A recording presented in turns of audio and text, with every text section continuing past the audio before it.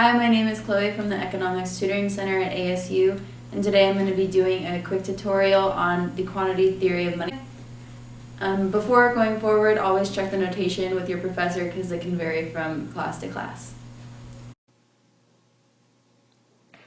To start, we're going to do an example using the quantity theory of money equation. Question 1 reads, assume you are studying an economy that only produces one good, corn. The economy has enough labor, capital, and land to produce Y equals 800 bushels of corn. The price level is P equals $5 per bushel. Furthermore, assume that V is constant and that in 2008, money supply was $2,000. So we're going to compute the nominal GDP and velocity for 2008. Before getting started, we're going to do a little review down below. In monetary economics, the quantity theory of money states that the money supply has a direct proportional relationship with the price level. This assumes the velocity of money, which is defined as the rate at which money changes hands, is stable. When we say stable, we mean that the money supply increases, the price level increases at a proportional rate. In mainstream economics, it is believed to hold true in the long run. However, there is disagreement about this theory in the short run.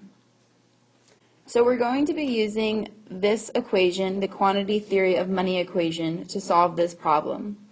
To review our variables, M equals the money supply, V equals the velocity, and in this problem we're assuming it to be stable. Y equals the real GDP, and P equals the price level. So when we multiply P and Y in our equation, this will give us the nominal GDP. So now let's break down our problem. So the money supply equals 2,000, which they give us.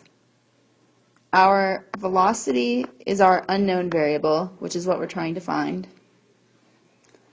Our Y is 800 bushels, and our P is $5. So again, our equation is MV equals PY. So now let's solve our equation. We have M equals 2,000, so 2,000 times our unknown equals 5 times 800. So 2,000 times V equals 4,000.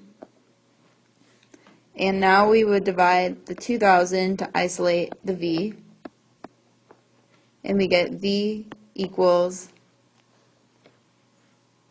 2. So our velocity for this equation is 2, and we already solved our nominal GDP, which was the 5 times 800. So our nominal GDP is 4,000. So now let's move on to question 2. We're going to use the same example, just a different question. So for 2009, the central bank increases money supply by 5% to 2,100. Compute the 2009 values of nominal GDP and price. Compute the inflation rate for 2008 to 2009. So again, for this problem, we're going to be using the same quantity theory of money equation, which was the MV equals PY. So we know our M equals 2,100 because now we're using 2009 numbers. Our V is going to equal 2 because in this example our velocity is constant, so the velocity won't change from 2008 to 2009, so we can use the value we calculated in the previous example. Our price, again, is what we're solving for. It's our unknown. And our Y is 800. So we have 2,100 times 2 equals P times 800. So 2,100 times 2 is 4,200, equals P times 800.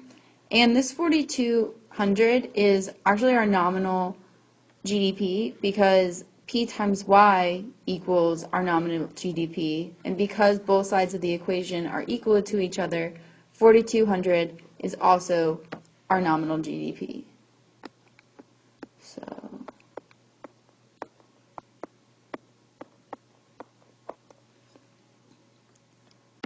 So now to continue solving, we would divide by 800, and P will equal $5.25. So now we're going to compute the inflation rate. To do so, we're going to have to use our growth rate, which is down here, and we're going to see the change from 2008 to 2009, so the new prices compared to the old. So we are going to have our new price of $5.25 minus our old price, which was $5, divided by our old price times 100. So we are going to get 0.05 or 5%. So we would say inflation from 2008 to 2009 is 5%. I hope you found that tutorial helpful. If you have any further questions, visit us in the Economics Tutoring Center or visit your professor.